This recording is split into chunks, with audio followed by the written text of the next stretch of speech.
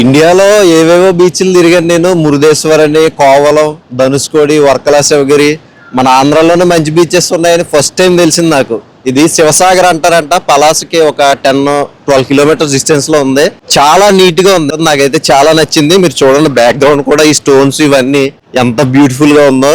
శ్రీకాకుళం జిల్లా వదరపత్తూరు మండలం, ఇవి కలిపి 4 గ్రామాలు అంటే అక్కుపల్లి, బైపల్లి, బాతుపురం, పెదవంక. ఈ 4 సముదాయానికి శివసాగర్ బీచ్ అంటారు. సుమారుగా 220 గ్రామాలు ప్రజలు ఇక్కడికి వస్తూ ఉంటారు. రథసప్తమి అంటే సూర్యుడు శీతాకాలంలో ఏంటంటే తాబేలు పైన ఉంటాడు అనమాట. తాబేలు నుండి లేడి పైకి వచ్చిన తర్వాత ఈ రోజు నుండి ఎండాకాలం అనేది స్టార్ట్ అవుతుంది. ప్రతి ఒక్కరికి కూడా పంటలు బాగా పండాలి, సంతోషంగా ఉండాలి, స్వామి తాలూకా కరుణ అనేది మాకు ఉండాలని అంటే ఇది ఒక సాంప్రదాయబద్ధంగా చేసి దగ్గరలో చూడాలి అని అనుకుంటే మహేంద్రగిరి అని చెప్పి ఒక హిల్ ఏరియా కూడా ఉంది.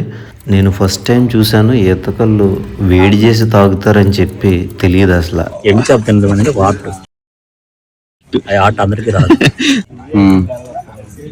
ఇందులో తింటే మజా, ముళ్ళు తీసుకుని తింటే మజా రాదు.